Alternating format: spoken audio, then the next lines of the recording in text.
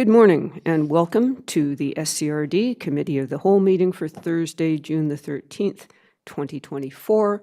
I'd like to acknowledge that we are in the territory of the Sechelt and Squamish nations. We have an agenda before us. Are there any changes, reordering, or other monkeying with the agenda that people would like to do? Seeing none, do we have a motion to adopt the agenda? Moved, seconded, all in favor? And we have an agenda. Thank you very much. The first item on our agenda is the water supply update. And over to staff, please. Thank you, Chair. I'm going to share my screen with you.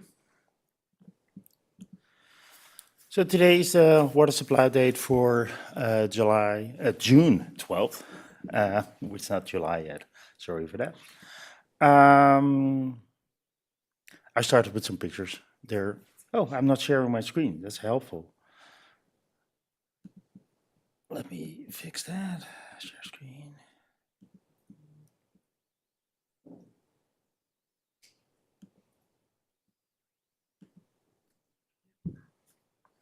And no, it's not what I was.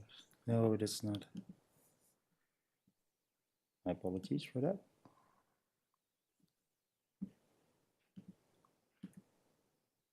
Okay, now I can share it.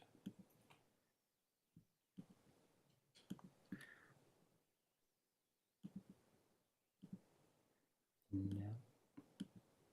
Yes, there it is. Yee. There we go, pictures. Chapman Lake. This is the picture from the same spot, the two above, of Chapman Lake in the different last several years on the same date, or almost the same date. May, end of May, the above two are end of May. You can see last year there was still snow on the ground, and this year there's no snow on the ground anymore, end of May. Also in the upper watershed, it's a little bit cloudy. In the upper watershed on Tetraedem itself, there was still snow by the end of May, but since that has declined rapidly as well. And it's also end of May last year. The lake was still frozen, solid frozen, except the outlet. That's a channel that you can see open there, and on the left you can see how it was this year. And this is actually in line with the expectations in terms of how the snowpack, how the snowpack was already in earlier this spring, and it's also very much aligned with the picture for the province. This is the snowpack update from the province as of June 1st, and you can see that the majority of the province is below 50%. Or some 60% of what their normal is. Everything that's red, that's below 50, and orangey is 50 to 60. So you can see big swaths of northern and coastal BC has low snowpacks,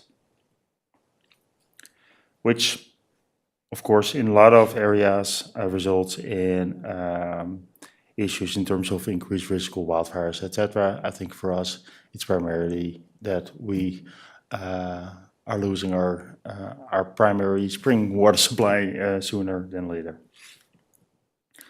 So this is the long-term temperature forecast for Canada. This was released 2 weeks ago. And you can see that primary Eastern Canada is extremely expected to be extremely warm this summer. However, Vancouver Island is moderate to maybe even a little bit lower than normal, and we're just on the edge of what can be expected in terms of above normal, below normal, maybe normal.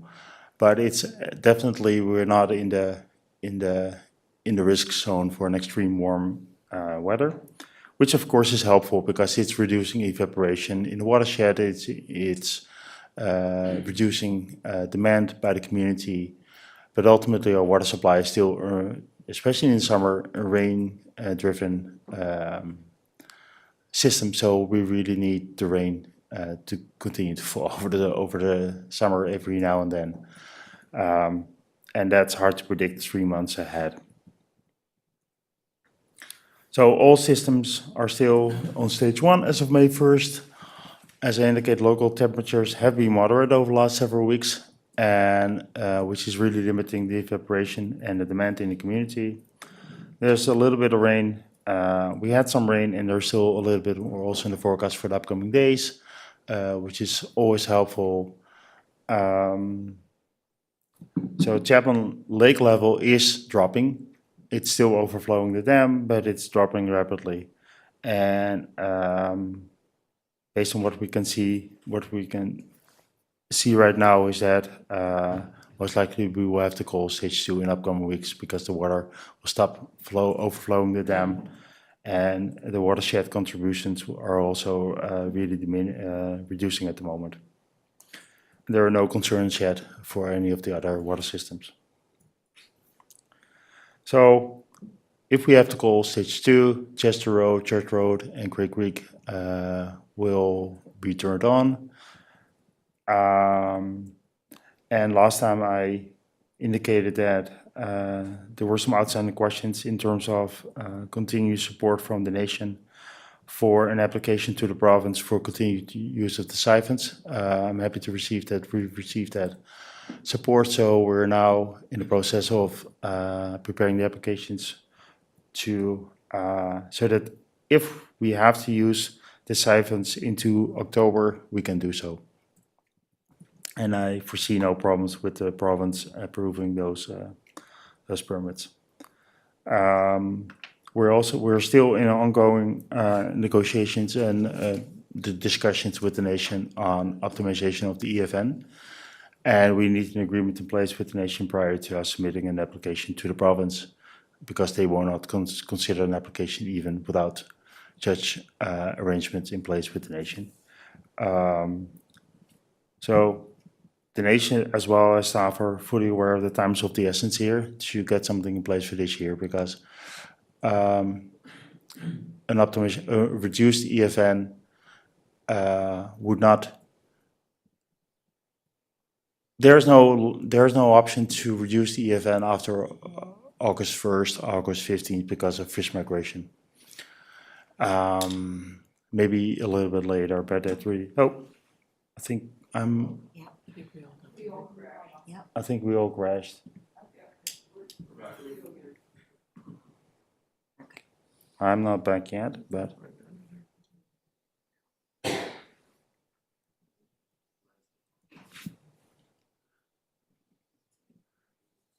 That's right.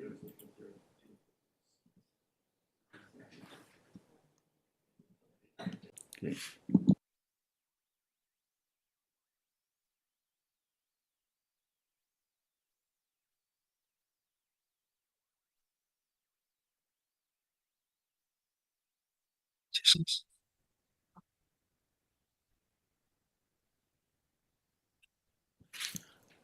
Okay. We may resume.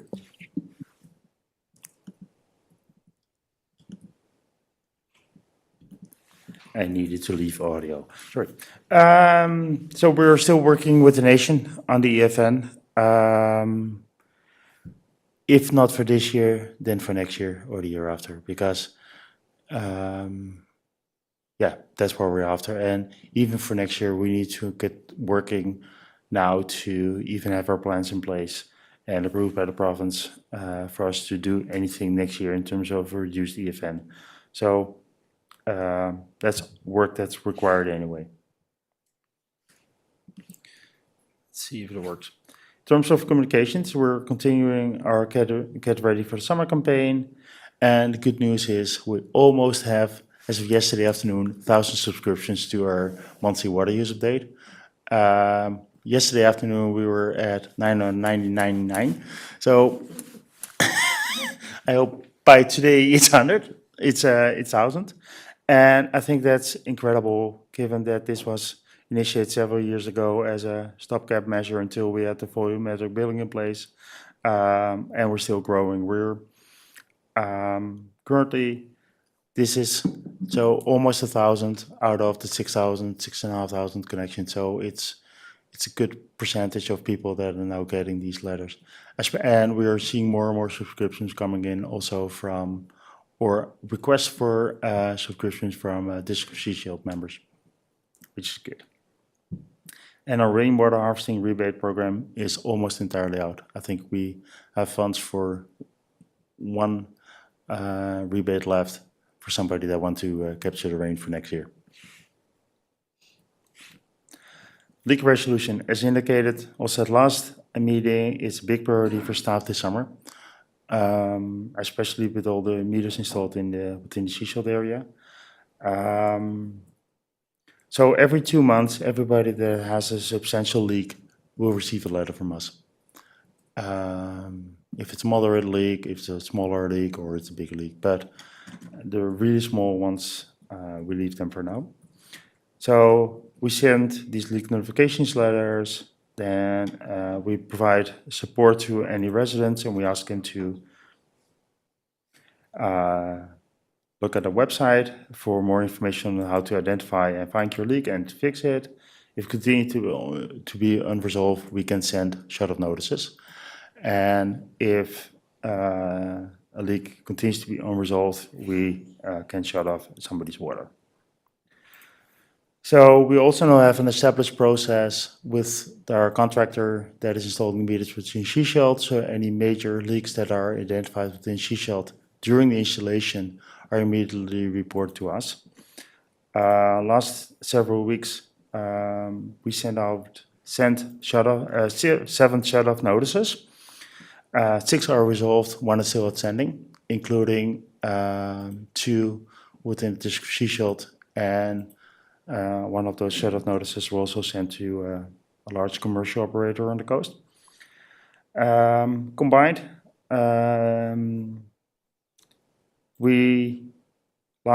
since May 1st, we resolved leaks in the magnitude of about 360,000 liters a day.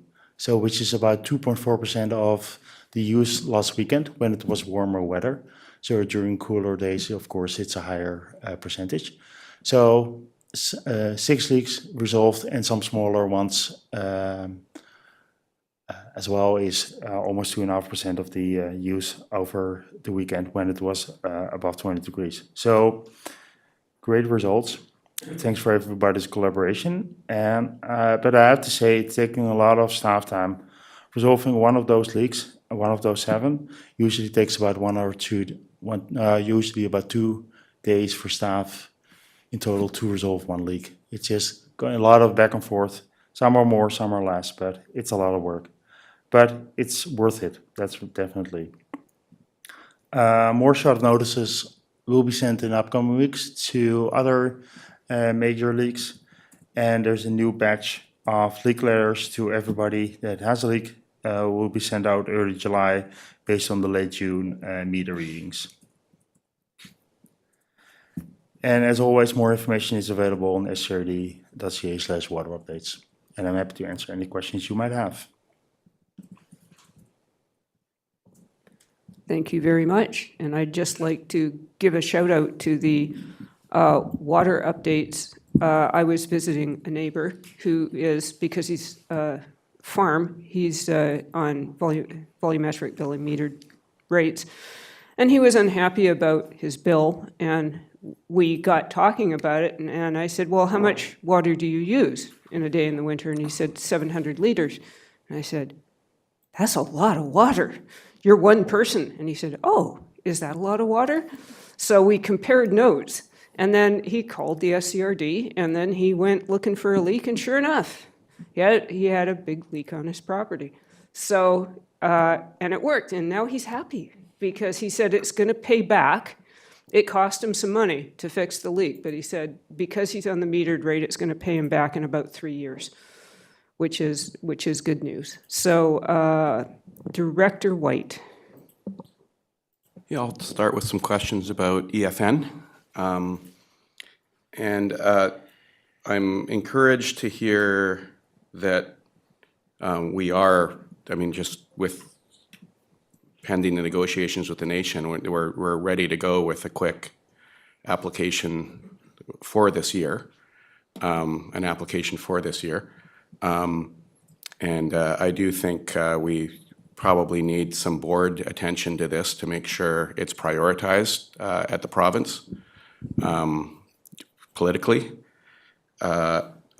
But I do want to ask, I just want to ensure our application otherwise is ready to go, because I know last year when the application went in, it kind of went down the levels, and Victoria and public servants said, oh, there's this number missing or that number missing. We need measurements of water from 2 years ago and things like this, which really isn't, I mean, it's not relevant when we're in a water emergency. And they were holding things up because of that. So I really want to make sure that everything's lined up, and if there are hurdles like that, they're going to be thrown, kind of stalling things, that we can overcome them, and we're ready to overcome them. Any comments from staff? Thank you. The province has certain requirements, has indicated certain requirements for plans to be developed before we can reduce the EFN. Those were indicated to the board, and the board approved a $500,000 project for that purpose, to develop those plans and implement the associated monitoring in upcoming years. We need those plans to be developed prior to us submitting an application for 2025-2026. And we're currently discussing with the nation on if they, what their involvement in development of those plans and monitoring could be, and if they support the reduction of the EFN and exploring that further in 2025-2026. We also, given that that's only 2025-2026, indicated to the nation, hey, we would like to have a conversation about 2024 while we are developing those projects, those plans that the province is asking for, and that we are committed to doing. So those discussions are, I'm freezing again. I think everybody's frozen again. So I think we have. Well, does the audio continue when, Yeah, so okay, we Can- could keep going. audio is continue. So as long as the recording is continuing, then okay. So based on those conversations, based on that situation, we're continue to work on on both finding an agreement with the nation for this year, and then work with the nation to develop an approach that they can support for the year, next year and the year after, and maybe for long term afterwards.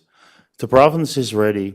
Staff from the province have reached out multiple times, and I've reached out to them. So they're ready to review anything we submit them. But before I know what we can... Reports and communications, moved, seconded, all in favor? Thank you, we've done that. Sorry for forgetting. Over to Director Inkster. Thank you, and I'm glad that one of the other directors asked about EFN to start off the conversation with staff that's presenting here to the public, because there appears to be some confusion in the community about how much control we have over that. From what staff has indicated, we don't have a lot of control. It's provincial control, and I'm glad to see that staff is nodding, because it's, once again, we don't have a lot of control over the EFN. The question I would ask, though, is the leak detection issue that came, that we were just told about the numbers of liters that we, I just have a series of questions through you, Chair, to staff, is the leaks that were detected, were a number of them detected as part of the meter install? And so there was 2 in Seashell, but there's others, but I'm assuming there's a lot of leaks being discovered as part of the meter install. And obviously, we've sent shut-off notices, which means if they don't fix them, we move to shut-off, as far as I think that process works. And that's to fix the leaks so that the rest of us have more water. So that's my assumption. So that's kind of a question. But the other one is the amount of leaks, water saved based on a leak detection that you mentioned. Do you know how many houses that would be? Do we know? We've asked those questions before, but it gives an indication to the public that through this leak detection and fixing of the leaks, we're actually saving more water that could be in effect used more by the public over time because we're putting in meters to detect the leaks. And that it may also lead to more available water throughout the summer based on the fact that we're finding leaks. So if you know how many houses that is, if you could report that, it's for the public. Over to staff. Thank you. At first, You can't do that when I'm talking. I will answer this question first, and then I would like to make one additional comment about EFN. So first is, average annual, the amount of water we need to produce per person, to provide to a person, on the Sisseton Coast on average is about 490 liters a day, which is more than the consumption, because we're also producing water for firefighting, etc. So this is the amount of water that's coming out of the plant. However, that's the amount of water that goes into the distribution system, and that's the amount of water that ultimately is saved by fixing leaks. So if you divide 360,000 by 500, then it's a quick math. Then you can figure out that's about 720 houses.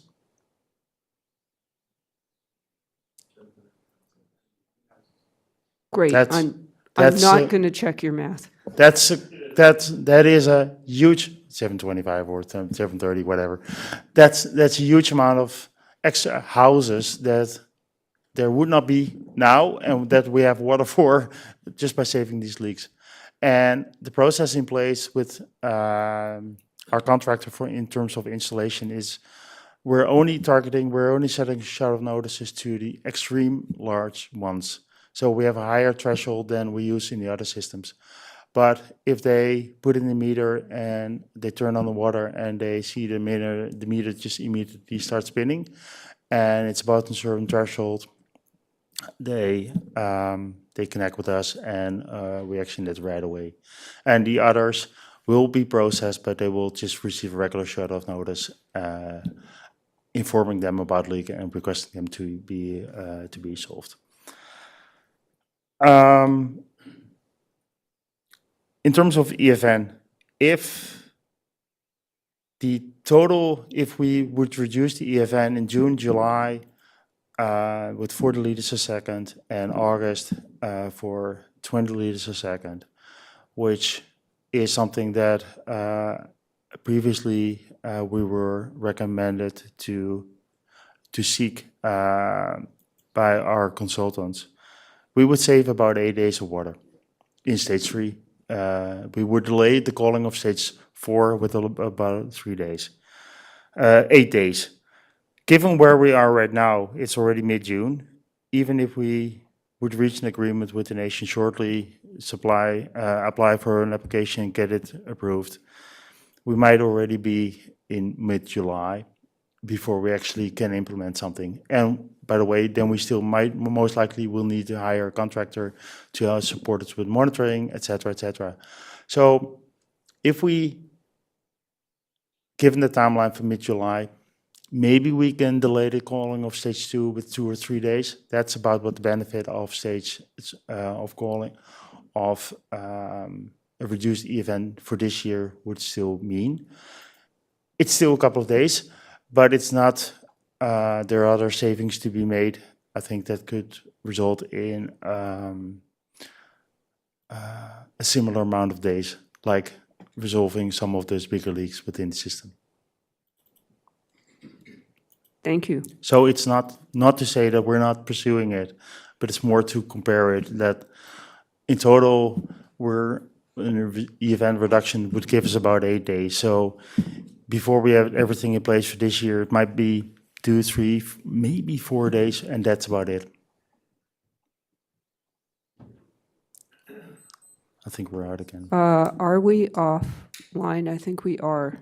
Okay, we're going to have a short recess while technical matters. Maybe we haven't given the IT department a large enough budget. I'm not sure.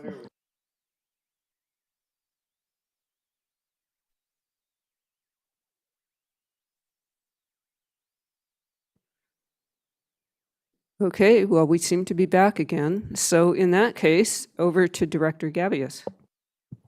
Yes, thank you, Chair, and through you. I'm happy we're talking about leaks.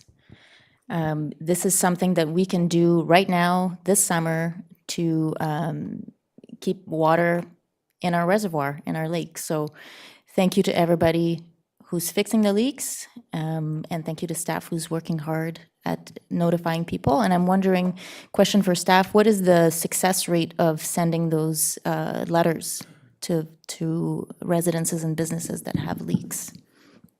Staff. Thank you. That's an interesting question because I don't know the answer. Because we sent last 200-300 leak letters. I don't know how many people are just looking on the website, seeing what they can do, fix it, and don't even report it.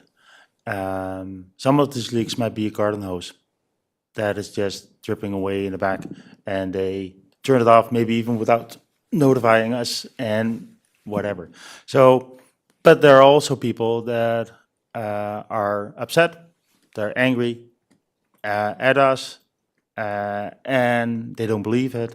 And that's when we kick in and we do we go on site, we do detailed meter read, and with those reads, we can actually see what the consumption is on an hourly basis. And then you can identify that during the night, there's a certain flow that is continuous, and that's usually the flow that's actually leaking. And at the same time, often there are conversations with people like, oh, based on this, your timer of your irrigation system usually goes on at 8 in the morning until 9 in the morning and 8 p.m. until 9 p.m. because then they got those peak spikes. And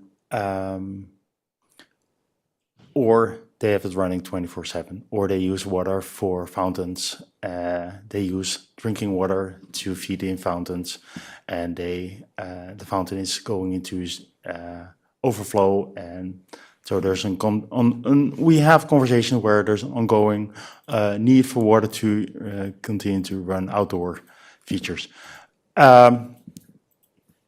It's all identified as a leak because there's a continuous use of water. Follow up.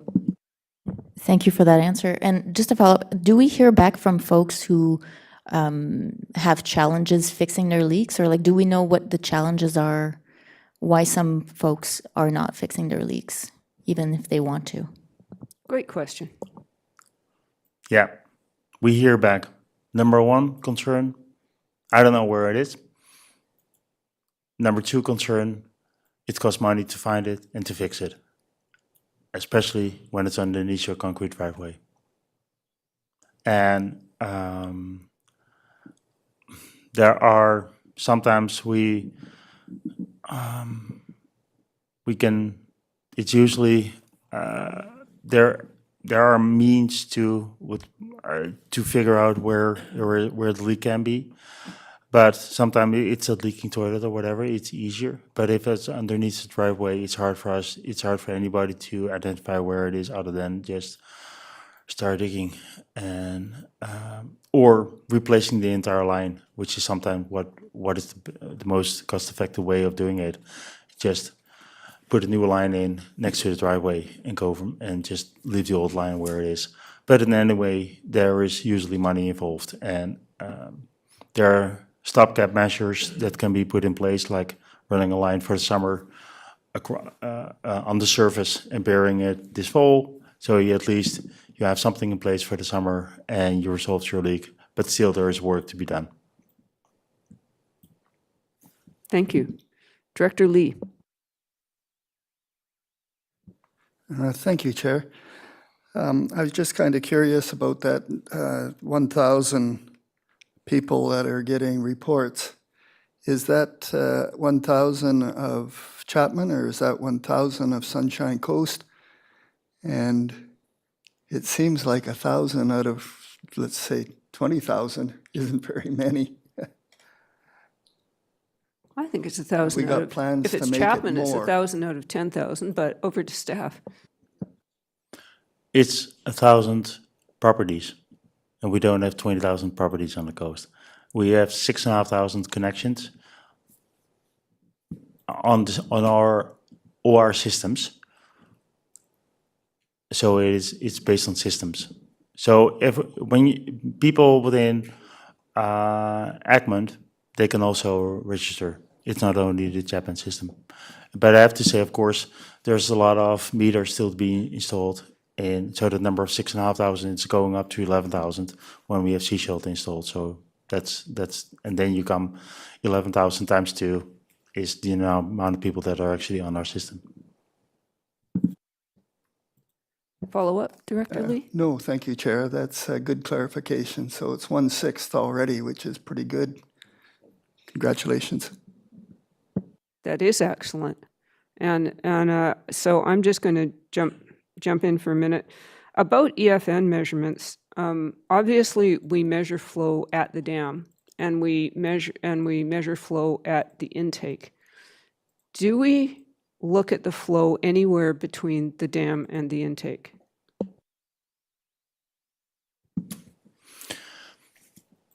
Thank you. Thank you for the question. The answer is no. It's we looked at already several years. I asked the question: can we install a gauge somewhere at the confluence of the two, where Edwards Creek, where the outflow from Edwards, which is artificially because it was constructed by us, as well as from the Chapman Creek, where the confluence is. It's still within the park. It will be building a new helicopter pad. It will be clearing. It will be getting some kind of power up there. So at that time, it was deemed not feasible, and I think that's still the case. That would be a spot where I would be interested to actually get a measurement from. But so far, we have not pursued that because we didn't see it as technically feasible. Thank But you. I can say on that note that we are installing a gauge in the downstream section of Chapman Creek to increase our so downstream of our intake, so that we actually know how much water is flowing actually present in the lower reaches of the creek. Near the fish hatchery? Yes. Thank you. Director White. I want to return to the usage issue. Last year, we were presented with statistics showing very high usage at this time of year, like really early in the summer. And I'm encouraged to hear that the other water systems look good right now, because I know a lot of problems ended up being caused in South Pender Harbor and Eastbourne because of the really high usage early in the summer. And I think a big part of that is due to weather. We've obviously seen a lot of rain recently, and that was not the case at this time last year. But I'm wondering if we are seeing, including in a Chapman system, if we are, I appreciate that we've got, I mean, this is really great news. We've got 999 people signed up and looking at their water usage. But are we seeing that kind of trend in the water usage stats, or are we even able to, because of the, I mean, I realize it's challenging when to identify trends when there is rain. It's like usually when there isn't rain is really when we can measure if people are conserving or not reliably. But yeah, I'm just wondering about those trends of usage, if we are seeing kind of per capita usage going down compared to last year, because it was, looking back at those numbers, you can see that those other water systems, but all of them really were drained significantly early on, which had an impact later in the summer. Staff, please. Thank you. In terms of other water systems, Eastbourne is usually a system that gets more pressing to look at after July 1st, because there's more residents coming back to Eastbourne, so the use usually is going up after July long weekend. So that's when we really have to pay closer attention to Eastbourne system. Yeah, I think through the chair to the director's question, yes, it's a lot of dependent on the consumption. Is so much related to the weather. Last weekend we had a couple of days above 20 degrees, and we immediately saw the consumption increasing. Sunday was a little bit cooler than Saturday, and the consumption went down Sunday again compared to Saturday. So it's so weather dependent, and a lot of that water is just irrigation water. When it's warm, people are irrigating more than if it's cold, and which is fine at this time of the year because we're still stage 1. So comparing that to last year, I also received a question from another staff member earlier. Hey, is the water demand at the first warm week of the year different compared to last year? There's so many variables. It's hard for us to even identify, because there's also new houses being built. So there's new connections being established. There are leaks being fixed compared to last year, and this year there are new leaks sprung. So it's very hard to really get an idea about trends in average consumption on such a short time span. Thank you. Director Inkster. A2 Brute. Thank you, Chair. The consumption issue and the outside water use is a question, sort of pulling that out a little bit more. I know anecdotally I haven't used outside water personally, just because everything's staying green and the rain is coming down, so that's an indication of what most people are probably doing or not doing. But I just want to ask some historical information if staff has it, or if they kind of remember, because I'm always peppering the chair with this in texts over the last number of weeks, because he likes to collect water data and do water analyses. And that is, do we know over the last number of years when, because I don't always write it down every year, when stage 2 was over the last number of years? And do we know when the water stopped going over the dam the last number of years? It's a lot of information, but water's really, really important to a lot of people. So it's good to know because of the rain we've had. We also were predicting a warmer summer, and I thought that was going to happen earlier, but we certainly received a lot of rain. A lot of the playing fields that my kids play sports on are still green, and they were starting to brown last year at this time. So if you have any of that data that you can impart to us now, that would be helpful. Thank you. I seem to remember a colorful graph showing the dates of the stage calling for the last 5 or so years. Do we have such a thing? Yes, we have such a thing, and I'm trying to pull it up as fast as I can. What I can say from top of what I can say is that 2022, I know the date from top of my head, it was July 23. So that's always my answer to this question.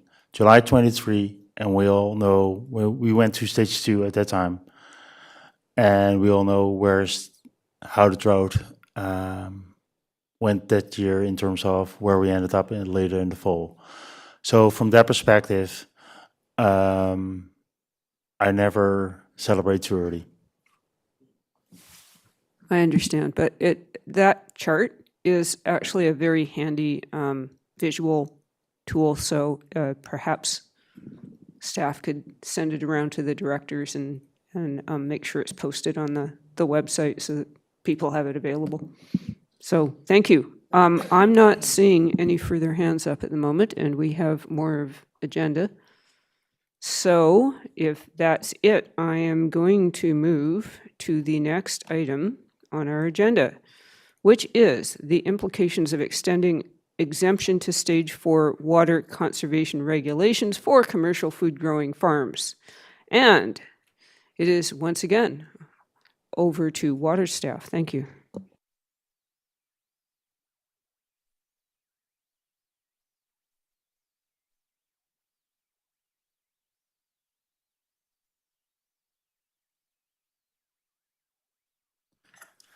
Thank you, Chair. Change seats.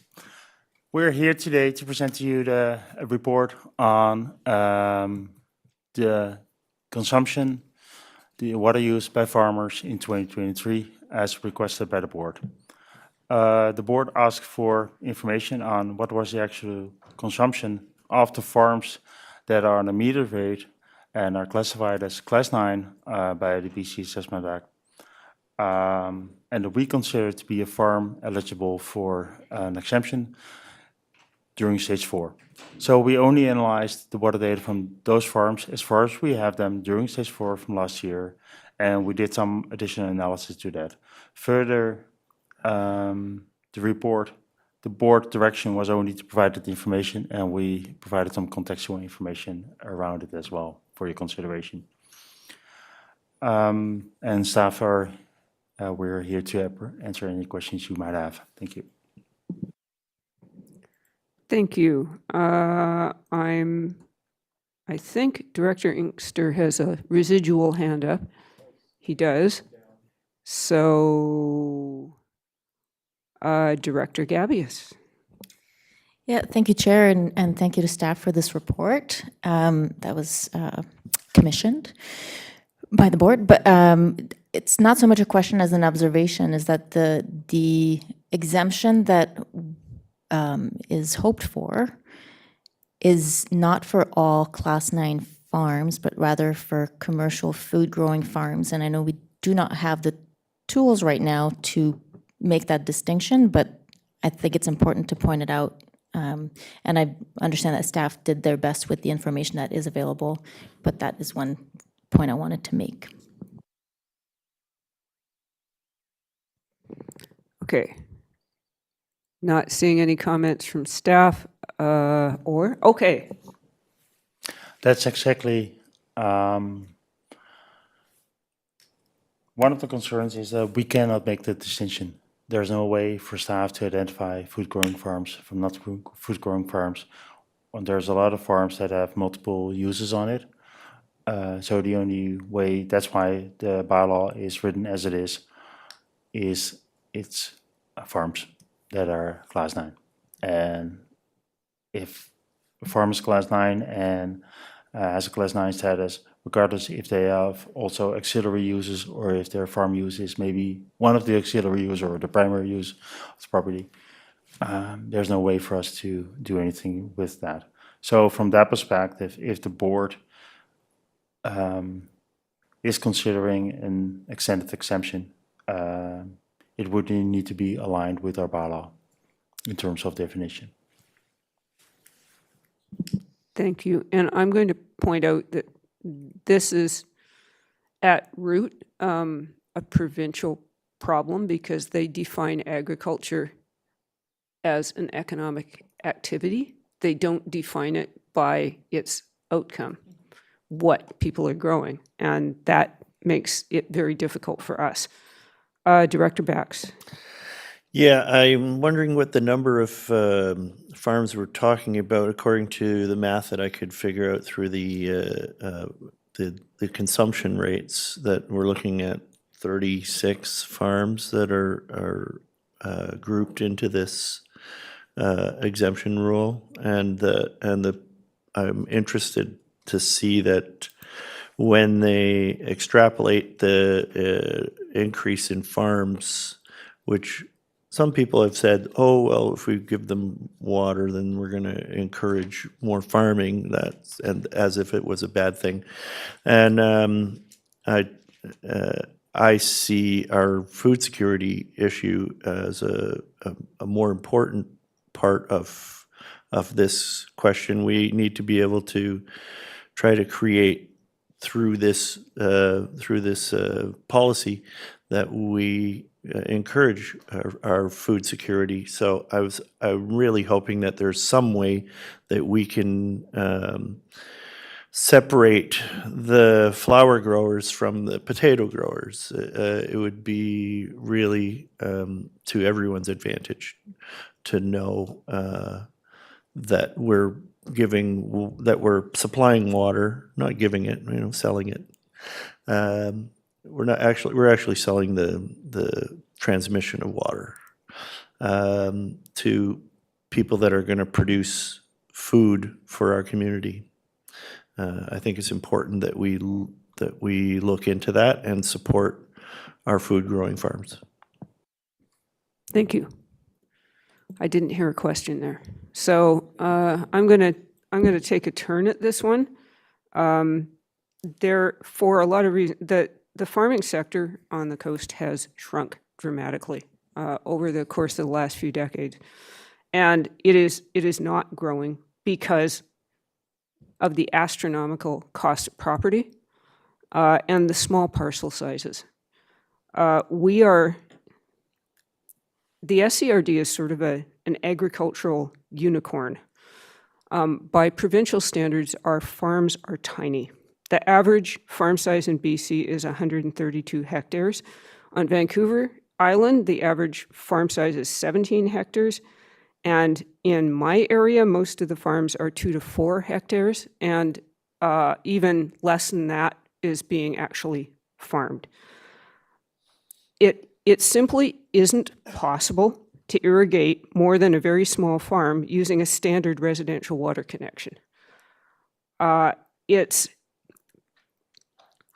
not, because of the property sizes and the fact that we have a bunch of them for historical reasons in my area that are in the area of our water supply system.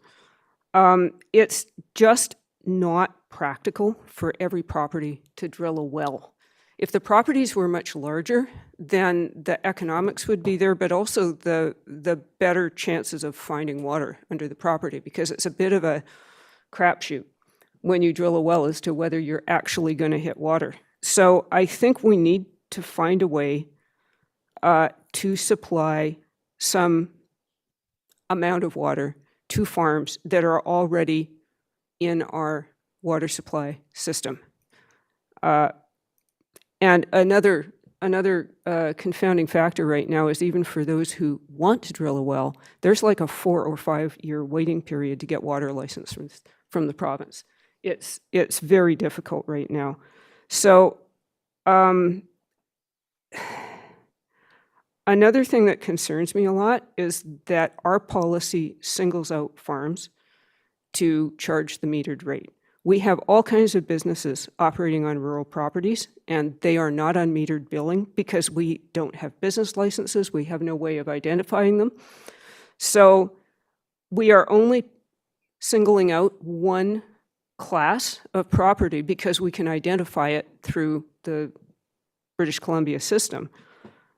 But it's not a level playing field. So farmers are being singled out to be charged the metered rate when they're one of the groups that are the least able to pay.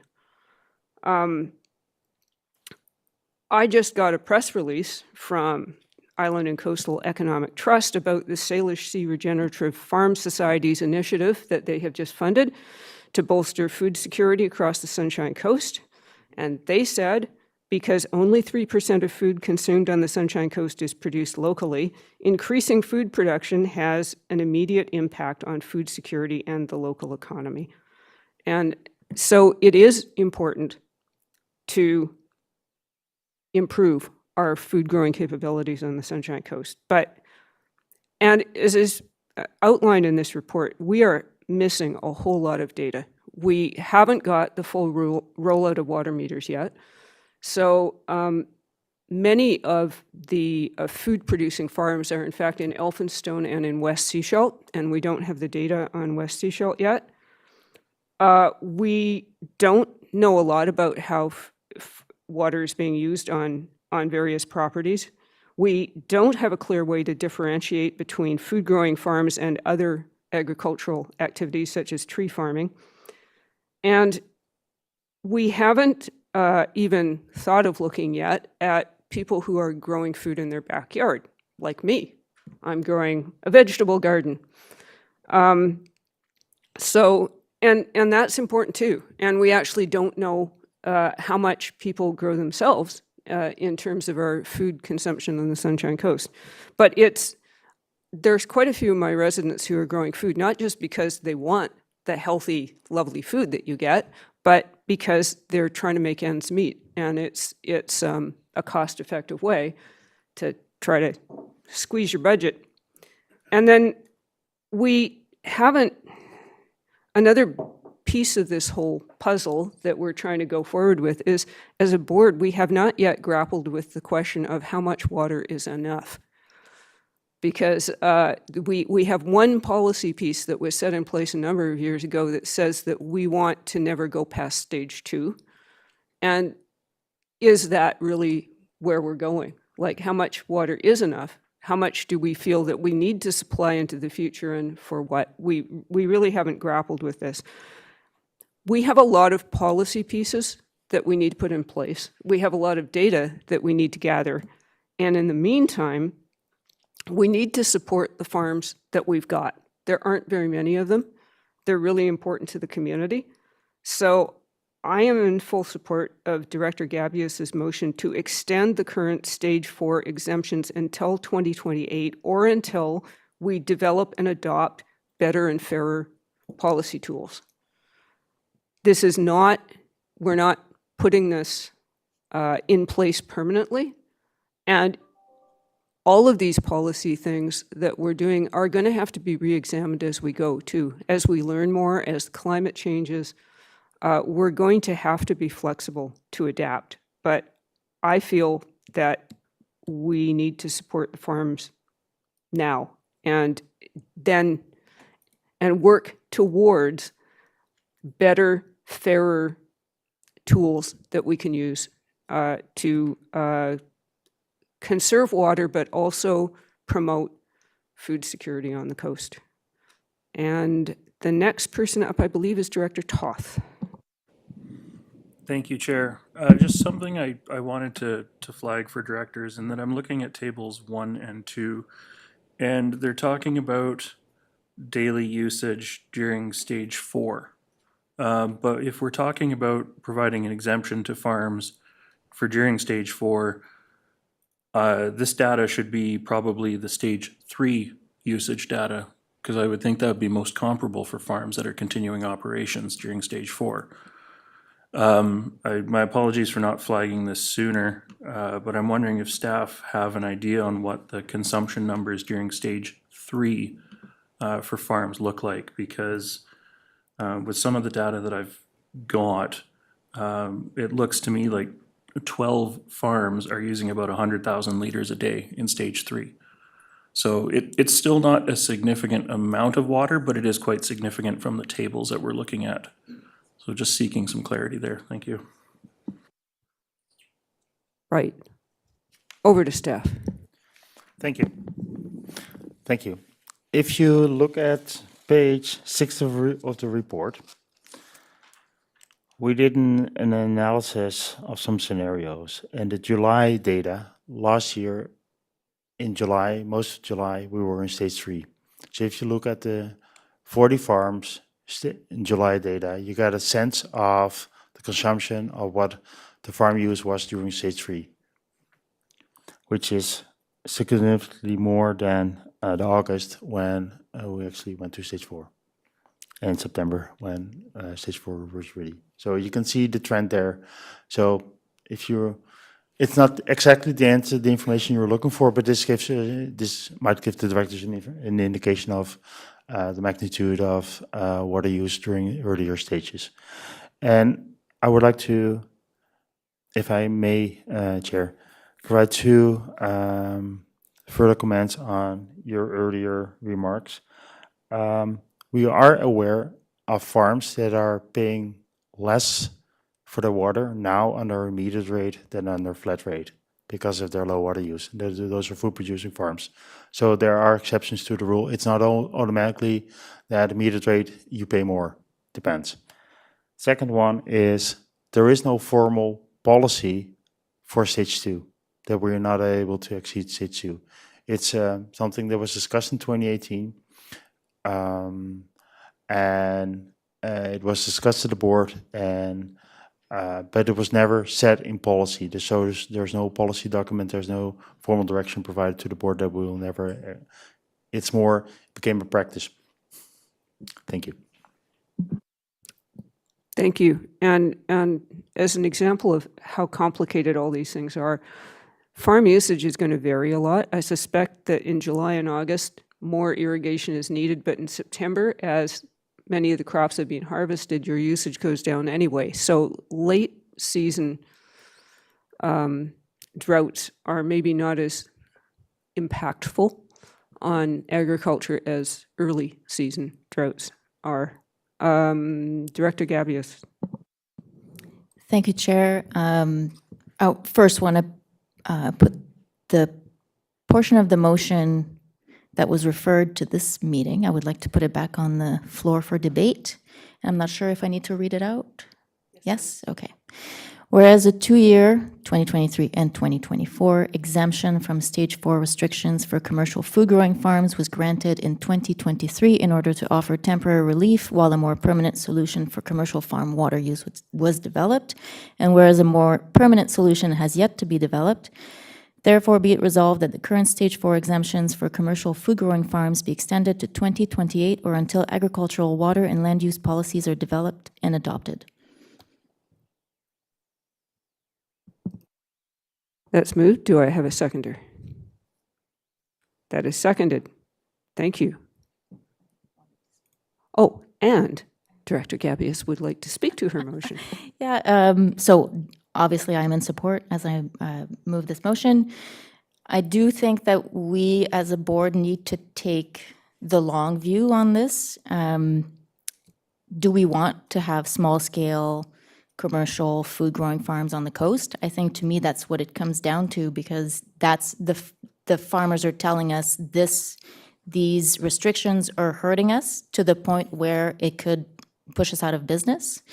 And to the question, like, do we want farms on the coast? I think our OCPs do say yes. The We Envision document said yes. I was at the farmers market this weekend. Seems to me that there's a lot of support for local food growing out there. And I do think that local agriculture is a key piece for increasing food security, but also building resilience in the face of climate change, which we all know is happening.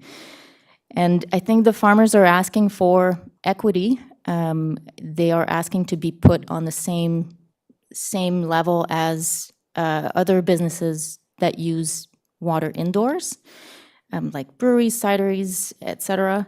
And it is important to note that there is a mechanism in place that was used in 2022 when things got really dicey to prohibit large commercial water users from using water. So there is a system in place there that, you know, we have levers that we can pull.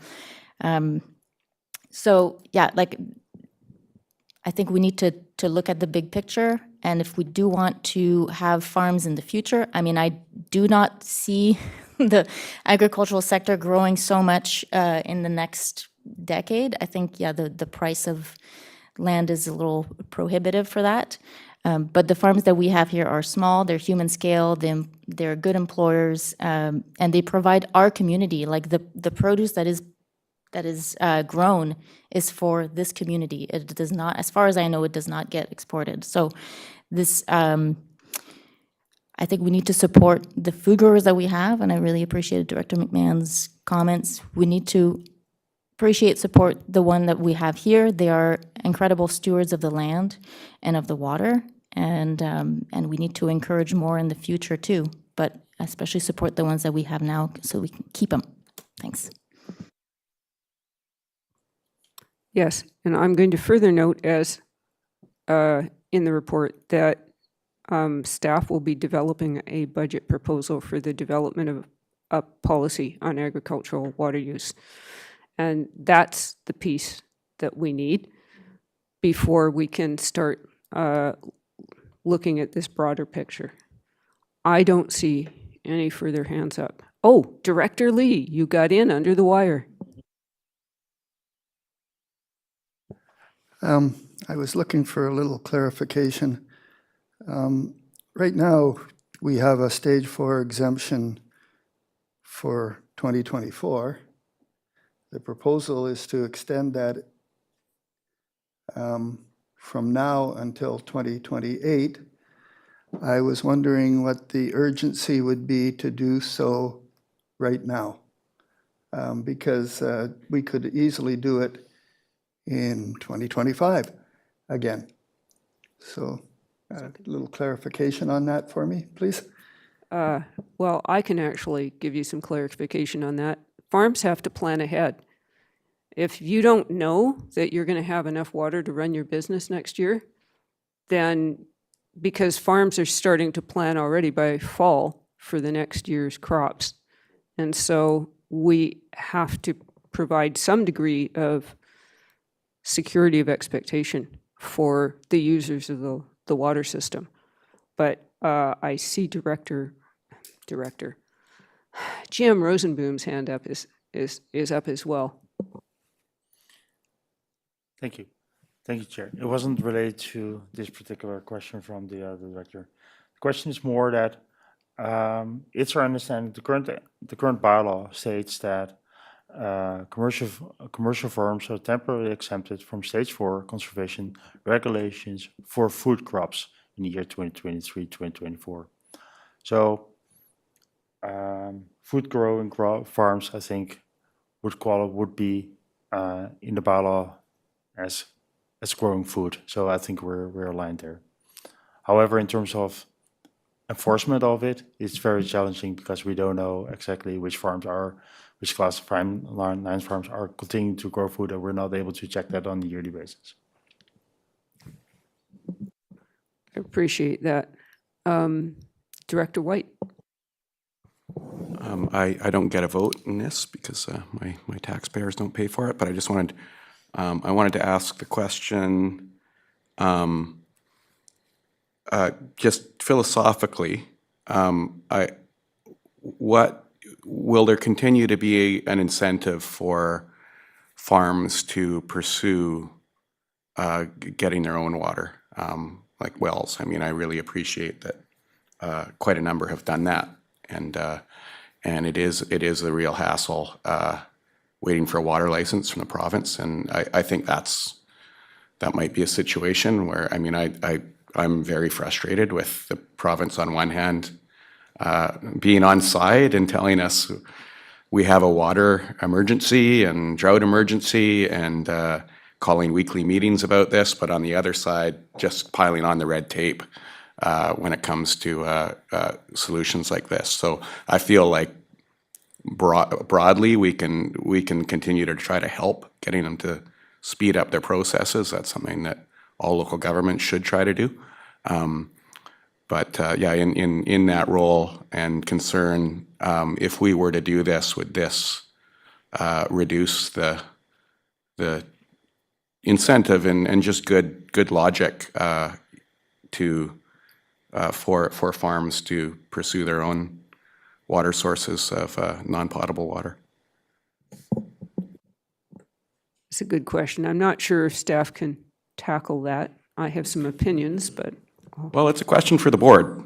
I mean, I don't well. expect staff to I'm speaking to the board here. What I have heard from people in my area, and it's not just farmers, incidentally, who are drilling wells right now, there's a lot of people drilling wells, is that they want the security because they feel that the water restrictions are unpredictable, and they would prefer not to be on the Chapman system if possible. So I think a lot of farms are looking for alternatives. I don't know what other people think about that, but Director Toth? Thank you, Chair. Yeah, I know of residents, including at least one in this gallery, that have drilled a well because they wanted the security to make sure that they had water for their needs. I think, you know, long-term farms need to decide if, you know, throwing potable, chlorinated, distributed municipal water on crops is the way that they want to farm. Because it is a decision, right? You know, it was mentioned in here, some of them are only 0.18 of a hectare. And I get it, it's too small for large-scale water storage, things of that nature. The cost of wells can be really prohibitive. However, if you're starting out, if you've acquired land here, it should be part of your, you know, capital planning of getting your farm going that you're gonna have to drill a well. And when you consider the cost of purchasing land here to farm, you know, $20,000, $30,000 for a well is kind of small potatoes compared to the $1 million, $2 million you might have paid for your property. So I'm struggling a lot with this motion. Like I am fully supportive of more local, self-sustained operations, doing more here, importing less. But we tend to make a lot of one-off decisions in the absence of a policy, and we usually regret making a series of one-off decisions. And so, you know, having heard frustrations from other directors about that process, I'd rather be seeing this, either the policy coming first or knowing that the policy is underway and then granting these exemptions, than granting the exemptions and hoping that we can develop a policy somewhere down the road. I'm really struggling with this decision today. Thank you. Do we know that a policy is on the way? Thank you. First, I answer that question, then I have another remark to make. No, because the direction is for us to provide a budget proposal for the board to consider as part of the budget 2025 process. So it will, and even then it will, the timing of us actually being staff actually being able to execute the budget proposal, if approved by the board, will really depend on other priorities, where it fits within the other priorities of the SRD. I would like to provide one answer to the question asked by Director White in terms of incentives for farmers to reduce their use, which is the metered rate. That is the only way currently for them to, that's the only incentive for them to at least be aware of what they're using, that there is a repercussion of. If they're using a lot, yeah, then their bills might be higher. And they can compare it with the cost of drilling a well or more storage. And based on previous work experience, I can say that one of the reasons for that it takes long time for applications to be submitted is because water resources are based on water rights, and their water rights are being granted based on date of application. So in Aquifer 560, there are several applications, including by local governments, including the SRD and the town of Gibsons, that predates a lot of other applications that have been made. So until those older licenses have been adjudicated and reviewed, new water rights cannot be granted to others. And that's one of the reasons why it takes so long. Thank you. Director Gabius. Thank you, Chair, and thank you, Director Toth, for voicing your concerns. And I think, yes, we do need better policy, and I think we're working towards that. It would have been great to have that policy already in place before this, you know, these droughts and before the need for these exemptions came up. I think we're kind of like in a bit of a Band-Aid situation here. And again, like taking the long view, I think this is to ensure that we do have local farms in the future.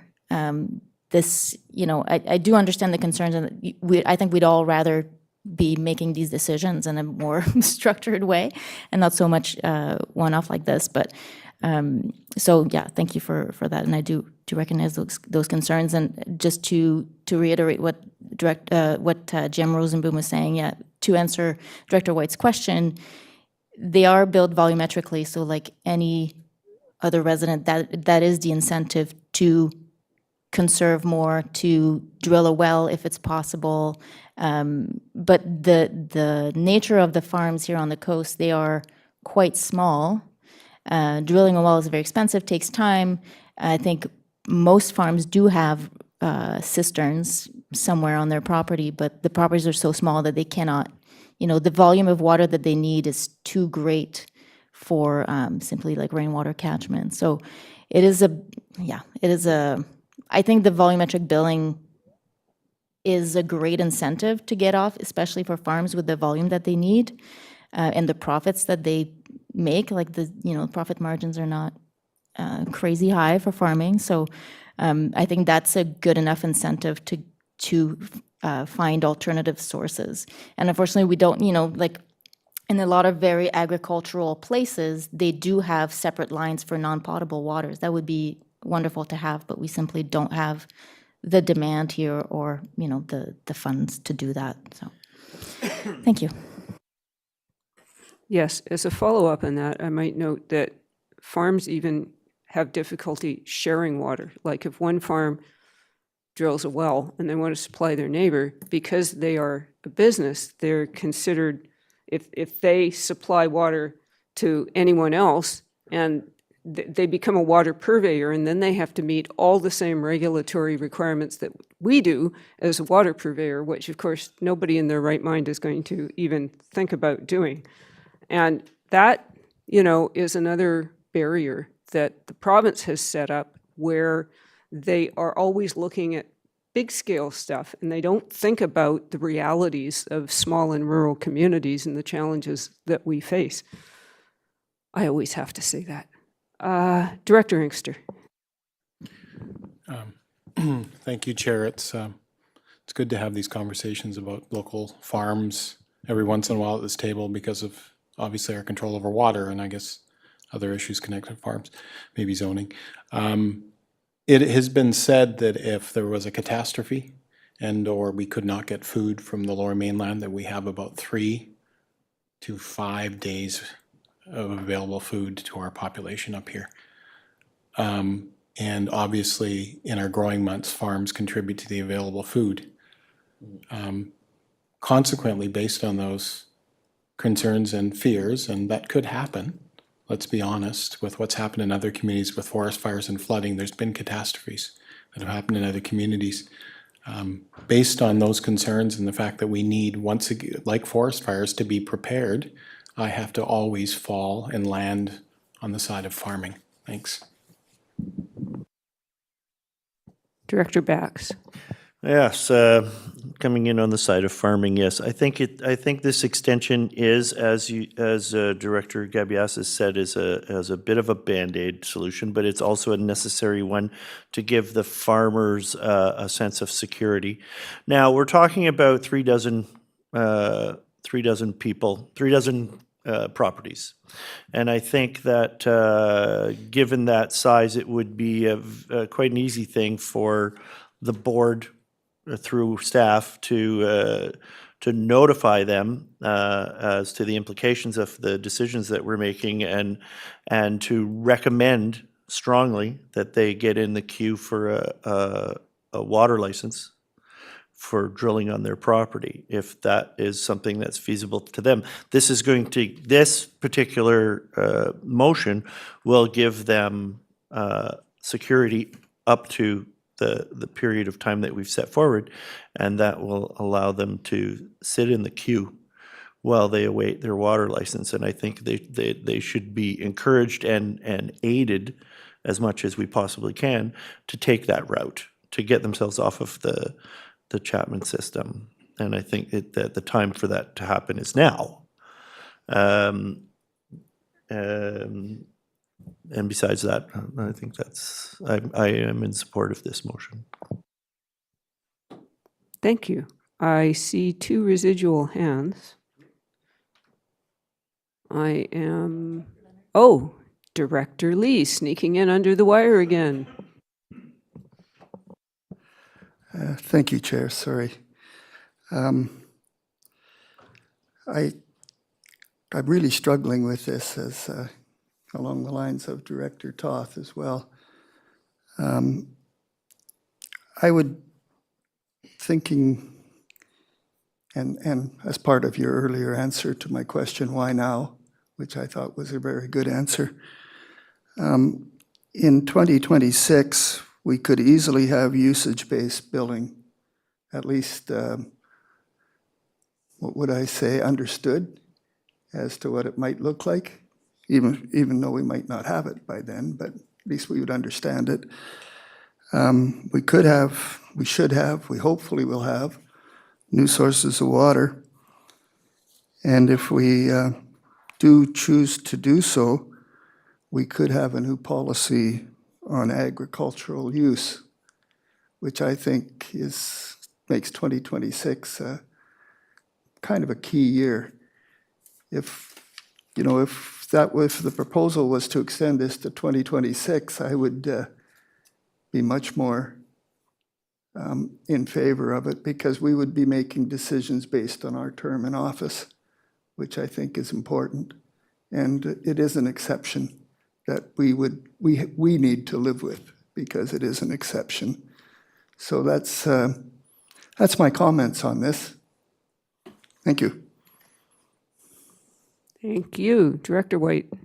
Yeah, there's just one simple fact I want to confirm for myself here. I just heard Director Lee mention that in 26 we could have usage-based billing, and I assume he meant for the entire Chapman system. But I just partly based on that, I want to confirm that what I'm reading in the report is that now all 46 farms are now metered, and does that imply too that all are on volumetric billing? Staff, please. Yes, they are. Yes, they're already on volumetric billing.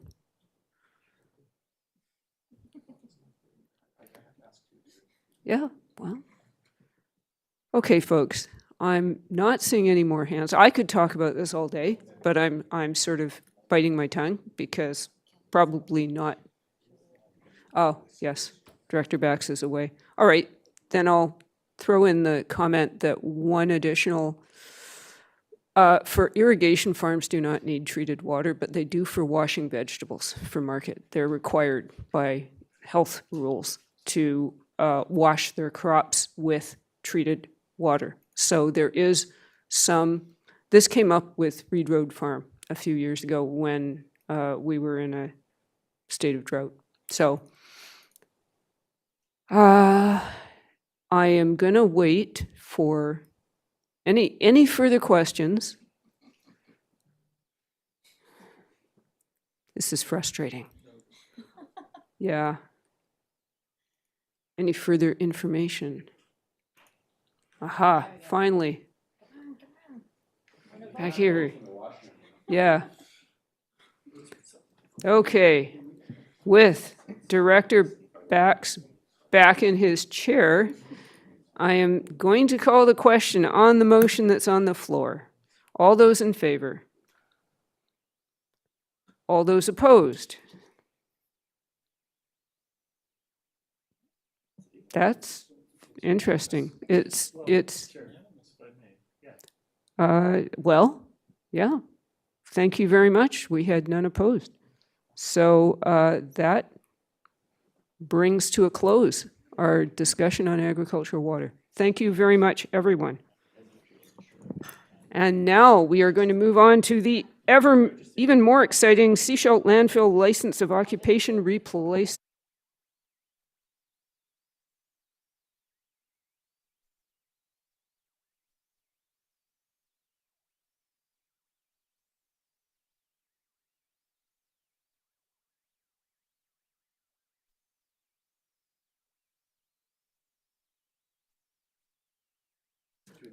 Yeah, I think we can keep going.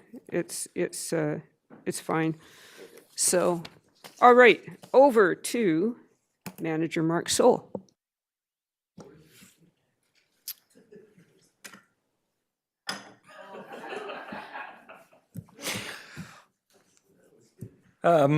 Yeah, so currently the SCRD has a tenure for the land where the Seashell landfill is located, and that tenure expired in 2020, and we've been operating under a month-to-month sort of arrangement with the province until they have been able to issue the new tenure. So back in 2019, the SCRD submitted a tenure renewal application, which included receiving support from the Shoshell Nation then as well. And we have recently received the tenure documents back from the province that are ready for signing, and that's what the report is seeking before you here. So I'm happy to answer any questions. So it only took 5 years to get a tenure. I don't know, like what happens if we didn't have the tenure? Could we give the landfill away to somebody else? Yeah, thank you for the question. Yeah, I guess it would probably be a bit of an unprecedented scenario in BC. It's not something I've ever heard of because, one, we would be stuck without a disposal location for our waste, but two, the province would then be liable for managing all of the kind of sampling and any potential pollution that might arise from the landfill. So it's almost in their best interest too to ensure that the tenure continues so that we are the responsible party for that. So I'm not aware of anywhere in BC that's been sort of kicked off of their landfill tenure. Fascinating. Director Toth. Thank you, Chair. I guess my question is sort of the other side of what you just asked, which is why would we only go for a 10-year? We know that we're going to have years, if not decades, of post-closure monitoring. And so I'm just wondering, would we have been better off to go for a 20 or 30-year license of occupation? Thank you. Thank you for the question and through the chair. So I did review the original application in 2019, and we did actually ask for a 30-year tenure, which was the maximum length. I don't know for what reason the province is only giving a 10-year application, but it just means we'd have to reapply in another 10 years. It's a 10-year tenure. 10-year tenure, yes. Jim Rosenboom. The reason why it's a 10-year tenure is by policy. There is no way you can get a land tenure for an extended period longer than 10 years because the province wants to have the ability to amend conditions and review conditions of any tenure after 10 years. So it's a maximum of 10 years. Thank you. So maybe we should be applying now for the next one since it's going to take 5 years. Director White. Yeah, although I really like that possibility of it just turning over to the province and them taking over all control, including the funding, finding the funding for it, I will move this recommendation. And I see a seconder. Any further questions? Seeing none, all those in favor? That passes. Thank you very much, staff. Our next item up is a heat pump replacement contract award. And is Manager Van Velsen in the gallery or anywhere? Or is it GM Gagnon?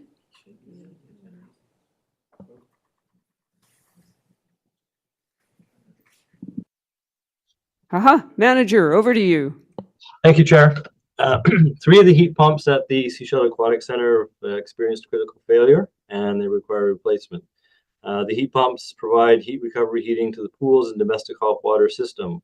Although they're not critical to the operation of the facility, the heat pumps do provide operating efficiencies and a significant reduction in the facility's greenhouse gas emissions. At the December 14th, 2023 board meeting, the board approved a budget proposal to fund the replacement of the heat pumps in the amount of $188,500 to be funded through the local government climate action plan. Request for proposal 2461305 heat pump replacement was published on March 15th and closed on April 23rd. In order to proceed with the project based on the bid received, a budget increase of $61,500 is being requested. The report brought before you today outlines the results of the RFP and options for the funding increase. Staff are seeking the board's approval to proceed with the budget increase based on the recommended option and subsequent contract award to Fortius Mechanical Limited. I'm happy to answer any questions you might have.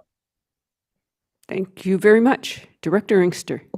Thank you. Of course, we have to replace equipment that is near failure, but my question will be the same as it is on any of the replacements that we've been doing with rec facilities, based on the fact that they were built in one case, I guess 16 years ago, and in the other case, I think 14 years ago. Is this the time at which our asset management determined that this would most likely be the pump replacement? Staff, please. Thank you for the question. This is close to the expected life of these heat pumps. We anticipated getting about 10 years out of them. These were actually installed 8 years ago as part of an energy upgrade for the facility. And because they're not considered critical to the daily operation of the facility, they're not currently funded through the capital renewal plan. Interesting. Thank you. Director Bax. So I just want to, I have a question about whether or not these critical failures have anything to do with the closure of the steam room at the facility, or if that's a separate issue. Over to staff. Thank you for the question. These are not related to the steam room. It's a separate issue. Thank you. Director Gabius. Thank you, Chair, and through you to staff. Staff said this was not a critical issue, and I'm wondering what that would mean if there are no heat pumps. Is it not critical because there's the boilers, or is it not critical because they're not? Like a bit more information about how they're not critical and what not having them would mean. Thank you. Staff? Thank you for the question. There is a secondary heat system, so we can heat the pools through natural gas boilers. However, the cost to heat the pools through natural gas boilers is quite a bit higher. And of course, there's a lot more greenhouse gas emissions using that system. Thank you. Director Toth. Thank you, Chair. Obviously, it makes more sense for us to be heating off of electricity where we can, especially heat pumps versus natural gas. So I'm happy to move the recommendations on page 10 as presented. And I see a seconder, and I see GM Gagnon. Comment? Thank you, Chair. I just wanted to provide some clarification on the word critical. So that was in reference to how the capital plan is funded. So if the board will remember, when the capital plan was presented, there was a certain amount of items that were considered critical to keeping the doors open. And then there was many items over and above that were deemed still part of the asset, but deemed by the board not to be critical. So these heat pumps are important, but they're not the only system as the manager has identified. However, they do contribute to a reduction in GHG emissions, but that's why they're coming forward separately and not as part of the capital plan. Thank you. Thank you. I see no further hands. Seeing none, I'm going to call the question. All those in favor? Any opposed? None opposed. That passes. Thank you very much. Go get them heat pumps. Next item on our agenda is the Gibsonson District Fire Commission minutes, and followed by the PTAC minutes. Does any director, Director White. Yeah, this could be a question, Chair, that you need to direct to staff, but I need some clarification on the terms of reference of the Fire Protection Commission and who the members are, whether that includes alternate directors and whether those alternate directors are voting members. I'm extremely confused by what I see here. Okay, I will start. The terms of reference are in the bylaw. It's established by bylaw. And it's a public meeting, so anyone can attend. whether, I don't think the alternate director, however, is a voting member. I think that's, you've caught something there. Thank you. Staff, please.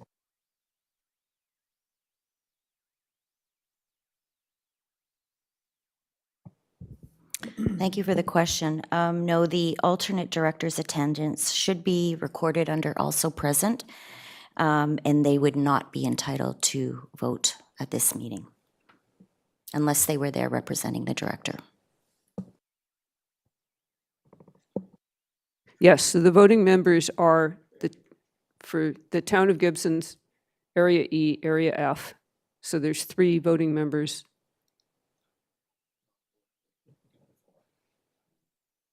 I Director thought we White? had 2. We might have to look into the, yeah, maybe, it's not relevant to this, but Yeah. I believe the town has 2 voting members.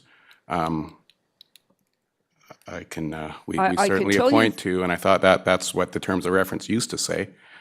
I don't actually know. I'd have to go back and look, but I can tell you that 2 town of Gibson's reps have not been attending. It's been 1.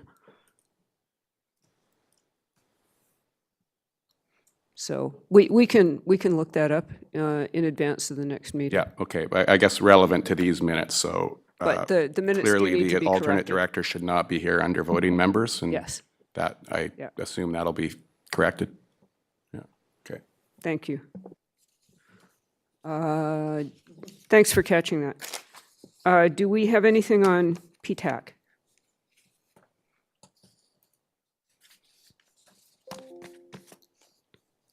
Not seeing any excitement at the table. The final item is a communication from the Elphinstone Community Association regarding smoke control bylaws. I have just heard from staff that there has been some discussion of a review of these bylaws already possibly in process. So I'm going to ask staff for an update. Thank you.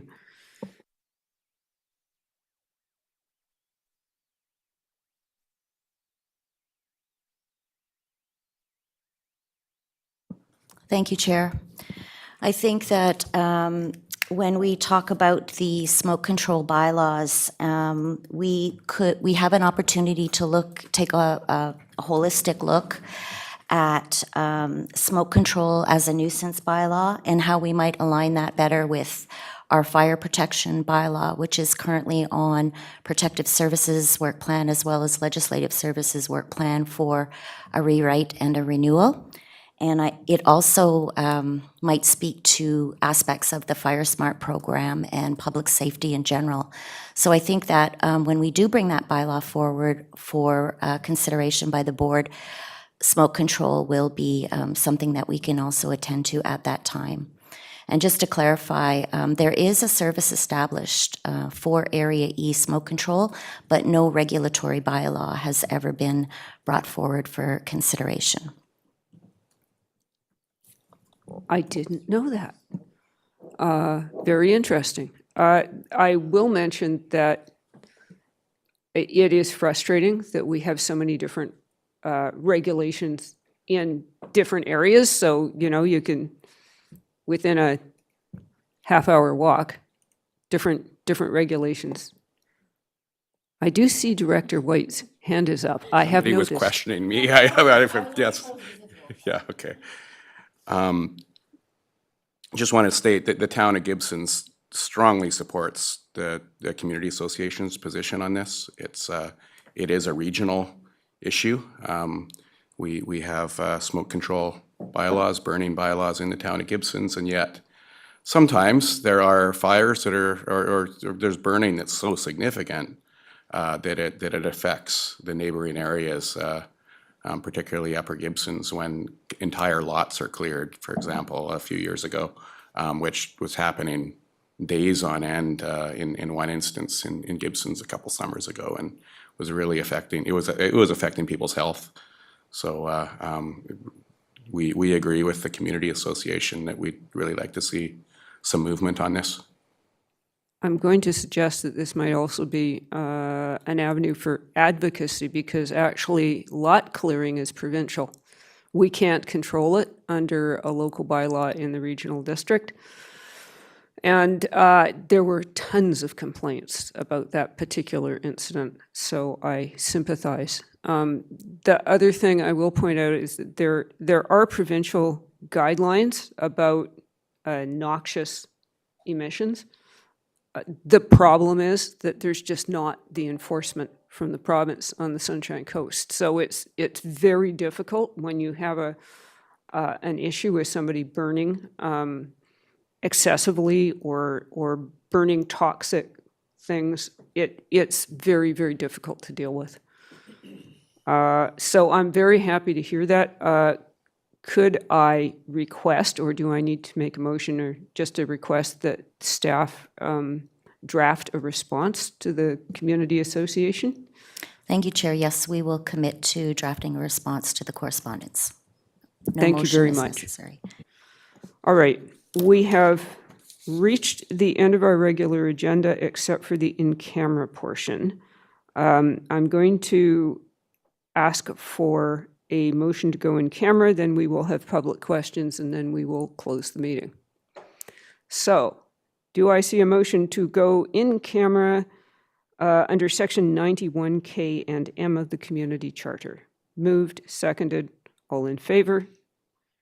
Thank you very much. I am now going to check the galleries, our various galleries, for any questions. I see one in the real gallery. I don't see anything on the virtual gallery. So would you like to come forward to the mic, please, and state your name and where you live? Thank you.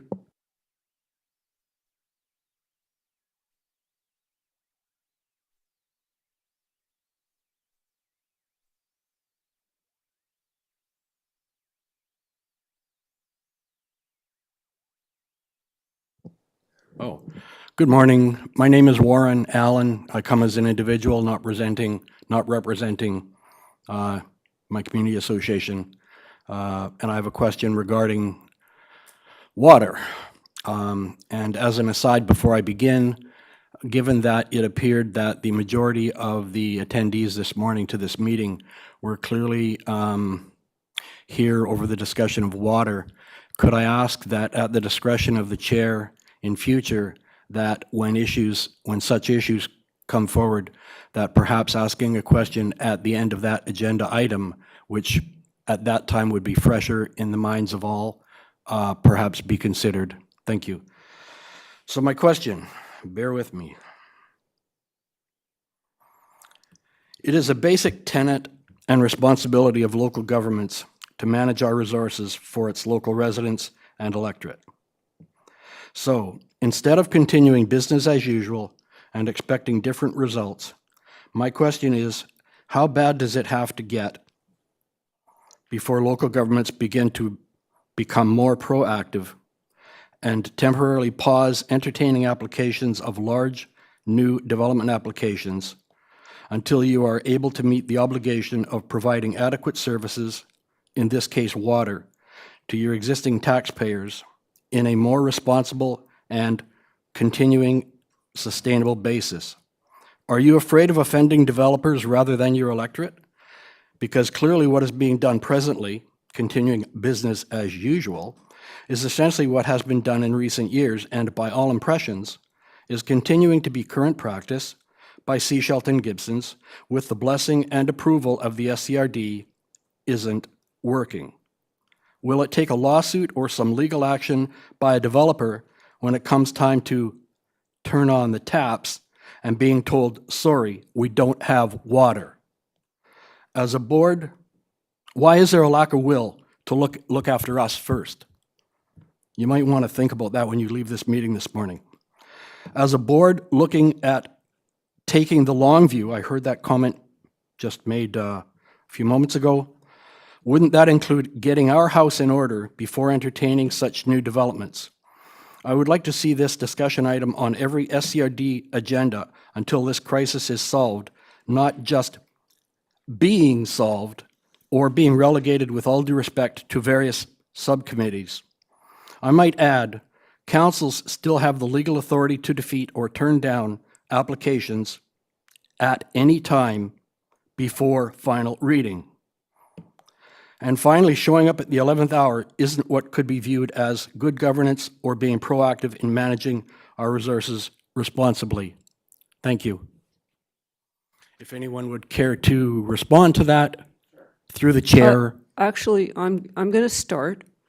We did have a staff report last term on the question of could we pause development until we feel that we have a more adequate and secure water source. But this current board may not have seen that report, and maybe it's time to bring it forward again with a refresh to see if anything has changed on the provincial front in regard to pausing development, because now we are not the only community facing critical water shortages. That's happening right across the province now. And it would, so I throw that out as a suggestion. It's easy to say stop development. It is actually I didn't say stop. I meant pause. Pause. Point of order. Thank you. I would ask point of clarification. Thank you, folks. Pause development. I'm fine. We have discussed it before. It's not easy. The laws in this province are aimed at supporting development, and it is actually very difficult to say no. But Director White, you had something to say. Yeah, if you want me to. I have confidence in the chair to answer on behalf of the board, but I do want to, I'll happily clear up some misinformation here, because it's not helpful to be spreading misinformation about such a critical issue as water, and that is that Gibson's is on a separate water system. And I've had this discussion before with the person who's asking the question, and we had a good discussion, and I want to clarify again. Gibson's is on a separate water system. We've done a lot of work on monitoring our water source, and we continue to do that work. Our official community plan has a projected build out in it currently of 10,000. We're at under 5,000. And we have done aquifer mapping twice now, including only 2 years ago, which confirmed that we have enough water for that projected build out. And furthermore, we're updating that plan, looking at all the provincial expectations of more housing. We need housing.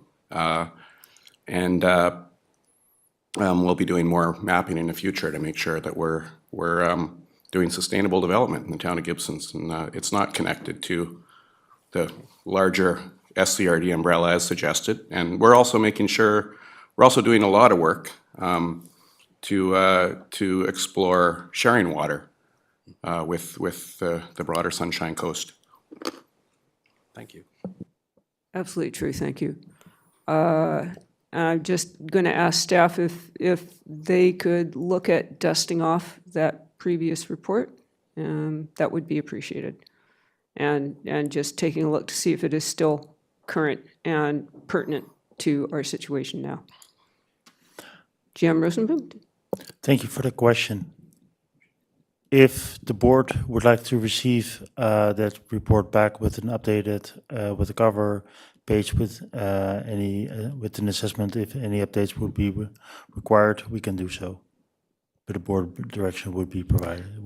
Thank you very much. Would we like to make a motion? Director Toth moved that we do what you just said. Seconded. Thank you very much. All in favor? Yeah, that's great. And it's also timely because the province is pushing very hard in demanding that communities build housing. So under those circumstances, the ability to say no is constrained. Let's put it If that I way. may respond to that comment. This is not going to be a debate right now. Thank you very much. I appreciate your coming. Okay, And raising without the opportunity to comment on the It's not a province's debate. It was request a for question, additional housing, and we have I have a addressed relevant it. comment to make. So, fine, and I'm sure you will be making additional comments to us, but not right now. And I'm going to call a 5-minute break before we go in camera. Okay, thank Thank you. you very much.